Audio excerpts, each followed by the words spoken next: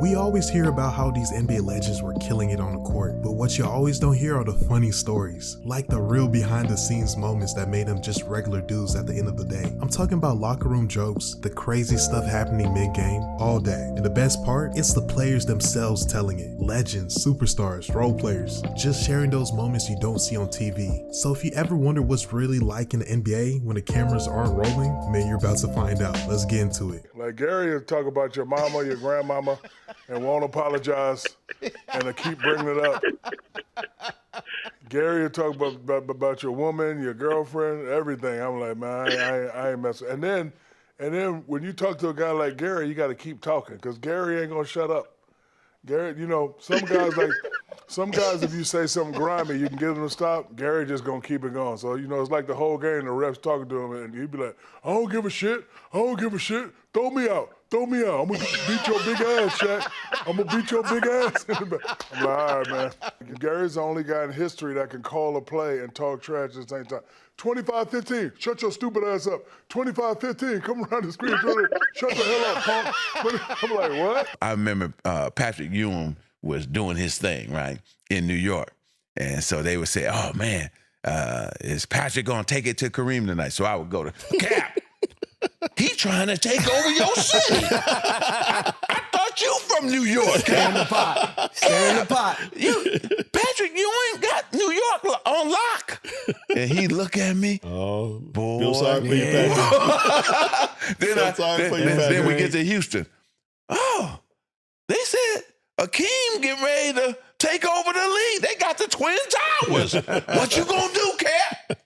Man, he went off for almost 50 that night because he had to prove a point. This is still my league. Right. No, one of the, I think maybe it's Sally or somebody. It was somebody small, right? But stand behind Shaq, Reggie. I swear to God, now I'm supposed to go back, don't throw it in. Okay. I look back and I'm like, ain't nobody guarding Shaq. I couldn't see the defenders. Like that's the first time I ever looked on the basketball court and somebody was standing behind somebody and you couldn't see him. I was like, oh, who got Shaq? Commercial with other players, and it's me and him matched up in the commercial. So, I mean, in the commercial, you know, you like, say like the commercial is me drinking this, but I'm not really drinking it. I'm like, right. You know, you're supposed to, you know, fake it. Mm-hmm. You know what I'm saying? So it's like, all right, we want you to go make a move on Kobe, take the shot, whatever. So I'm like, all right, cool. so I'm going to make the move. Just knock the ball out my head. I'm like, dog, what you doing? We trying to get for the shot. Now, the third time, I got to go hard now. He really trying to play defense. Right. I'm like, dog, I didn't come up here for this. So now I'm like, oh, damn, he wasn't going to let me get the shot. Like, they want to see me shoot the shot and make it, my dog. Like, he really guarding. Oh, I was tripping off of that. I was like, damn, you really got to go hard everywhere with him. He asked me the move I just gave him. Nigga, figure it out. What shit? Get out of here. Fuck I look like? Fuck I look like, man? Get that out of you. He's ready to run and you got a Bulls right jersey now. He on? gets mad. Cool. All right, so tell us your side of that story. I'm gonna tell you straight up. When he said that, I was like, oh shit, like I shouldn't have. And then like I kind of fell back, knowing that I shouldn't have said that. Like not during the game, right? You know. And then I didn't say anything. And then when I didn't say anything, I guess he thought I was I guess he thought I was pussy or something, because he was like, he kept like getting like louder and louder. Mm-hmm. And then I was like, and then from that moment on, I swear to God, I was like, yo, I'm going at him. Every single time we play, we are going at it. I got switched out on anybody, but I got switched out on Steve Nash over here. And I thought I had some little bit, so I was like, yeah, nigga, let me see it. Right. Like, I want it, let me see it. Right. He was like, oh, word? He licked his finger, back up. I said, oh, shit. Look, I screwed up, right? My little nervous ass screwed up. Hit him on the ass, and it came in, I hit him on that. He fucked the whole shit up.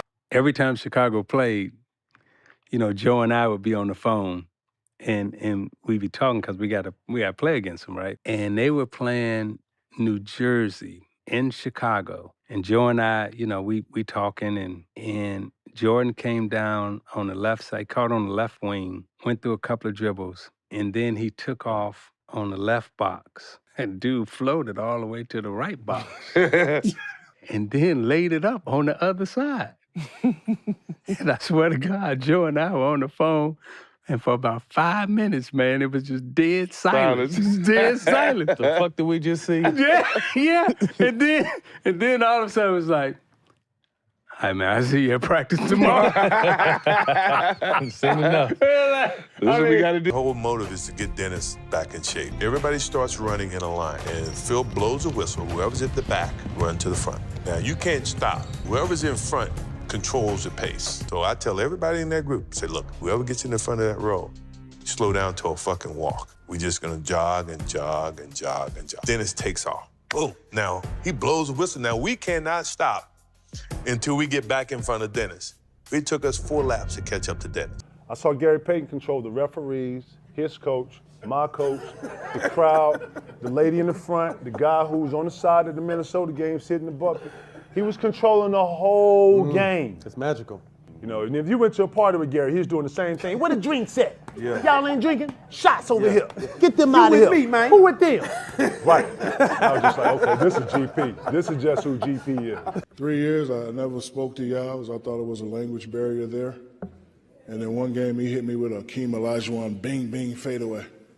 And I said, hey, y'all, nice move. And he said, thanks, my brother. I said, whoa. You speak English? He's like, Shaq, you never talk to me. Of course I speak English. Damn.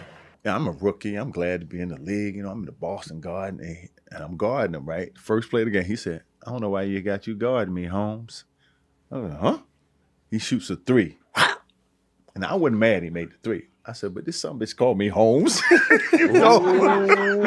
And so the next play, you know, I'm pissed. So he comes out, he shifts to his right, and I jump. I said, I got him. And I'm pumping it by my hand, and I banged it on him, right? And he on the ground, he fouled me, and I'm pointing. And he said, hey, Rook. I'm like, what? He said, I like you. You got balls. He said, I'm still getting 30 on your ass tonight. He got about 37. Yeah. But I wasn't mad because I'm paying my dues. That's Larry. Yeah. You know? Right. Is there any truth to Hakeem slapping the shit out of you at halftime one time? Hit me so goddamn hard. We was in Seattle. Every damn thing happened in Seattle. God damn, fuck Seattle. But we was in Seattle. I was mad. I was having a bad first half and shit. We was playing Gary and them. And Sean Kemp and all the motherfuckers, they had a squad over that motherfucker. Damn, I'm having a bad first half. I'm like, damn, you know how long that fucking walk is from Seattle to the locker room? Yeah. I'm walking, I'm spitting. And the niggas, Sam sitting up and Robert beside me. Man, it's gonna be all right, Max. Come on, man, you're gonna be okay. Man, fuck this shit. Man, these niggas ain't giving me the ball. These niggas won't pass the ball. Man, fuck this shit. So Dream behind me, and Dream like, Maxie, what the fuck is you doing? That shit's not professional. Don't do that shit. Stop that shit. I was like, Dream, man, fuck that shit, man. I'm tired of you too. And why would I say that shit there? I shouldn't have said that. Because he came in and put his goddamn big old hands on me. In the locker room? Oh, man, he slapped the shit out of me when I signed. This is my favorite story. We were in the midst of playoffs with Phoenix, and Avery was riding you hard, right? And he was giving like a rah-rah speech because that was his thing. And at that point, like, Steve was giving us the business. And at that point, he won the MVP, and you should have won it that year. And he's in the locker room, and this is another thing that makes you very honest. You're just honest. So he's like, I'm gonna do my Avery voice. I know he hates it. He's like, are you gonna go back and get your trophy? If Steve Nash comes in the paint, are you gonna knock him down? Dirk was like, no. Oh, hell. How we gonna beat this team? But he did it in a way where he motivated you so much. I think this was after game 5 or game 4. And he told you, when I think it was Patrick Ewing and Olajuwon or somebody, when Olajuwon showed him like he was the MVP. He went there, he went back and took his trophy. Oh, it was David Robinson. It was David Robinson and Olajuwon. Go back and get your trophy. Next game, Dirk had 50. 50. All right, Steve. Well done. I know sushi. Whatever. Yeah, sushi. No, I was like Kenny. I just, pasta, chicken, whatever. But I'll tell you a quick story about Toni Kukoč. That when he came over to the NBA, first game of the season, I asked him if he wanted to go grab a bite to eat. It's about 3 o'clock in the afternoon, kind of, 4 hours before the game. And he orders this feast. I mean, salad, appetizer, huge plate of pasta, chicken, glass of red wine, a dessert like tiramisu, and then he follows it up with an espresso. And I'm just in awe. I'm sitting there looking at him like, Tony, this is your pregame meal? He goes, in Europe, we eat a lot, we drink a little wine, we have espresso, we go back to hotel, take beer, then we go. Hey, all right, there we go.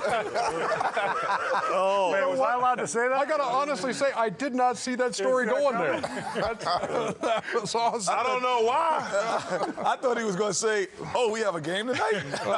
So they're getting off the bus. We're done with shoot around, and we're walking out, and MJ says, B. Scott, what's going on? I said, what's up, MJ? He said, man, I hear that you're not playing tonight.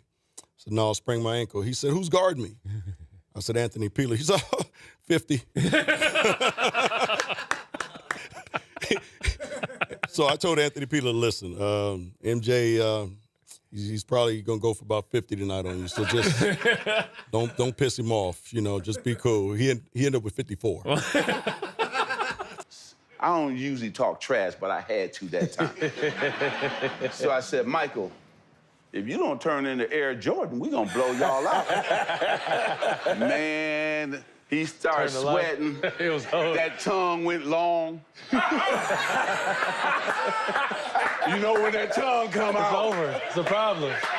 He about to do something. Boy, that dude came out that timeout. He scored about 4 straight threes. Ooh. And I went, oh, man. Then he came down. I got to show you this one. Don't hurt yourself. I won't hurt myself. Okay. So he stole the basketball. He coming down the right side. He takes off. David Robinson coming this way. So Mike just cuffed him. And he just looked at him. In the air. And he kept looking.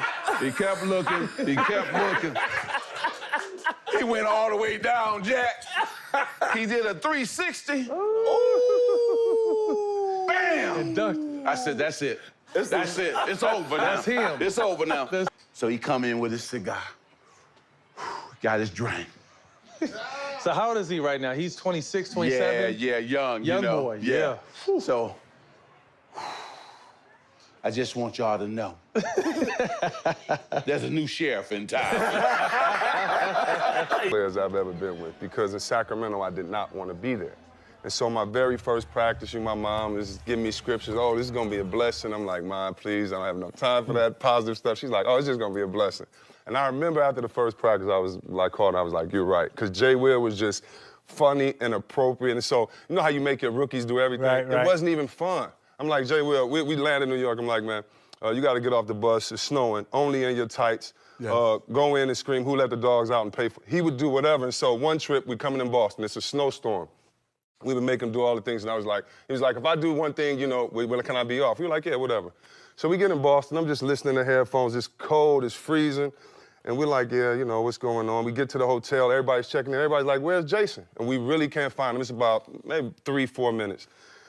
And one of the ball boy goes, and we looked under the bus, picked up the thing under the bus. He's laying on the luggage up on the bus. Yes. And he was like, what are you doing? He was like, I ain't want to ride with y'all bitches up here. And he was just sitting, and he's just laying posing. You play long. I played 19 years. Oof. You come across a lot of characters. A lot of years. But, for me, hands down, it was Shaquille O'Neal.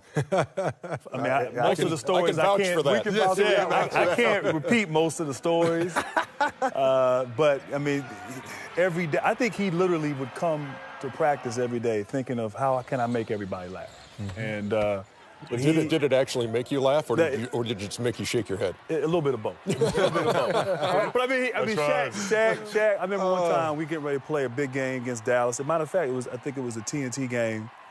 We're fighting for playoff position, and after the pregame meeting, You know, I go in the bathroom, I come out, and Gordon Girachek is laid out on the floor. And, like, the trainers are, like, trying to wake him up, you know. Shaq choked him out.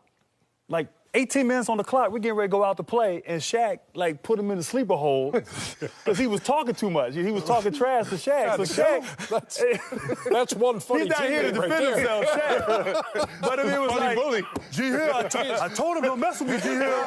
I told him. I think if you ask Gordon Girachek right now, your funniest teammate, Shaq wouldn't be the answer that comes up. So guys, I hope you enjoyed the video, and tell me, what was your favorite story? So make sure you like, share, subscribe, and until next time.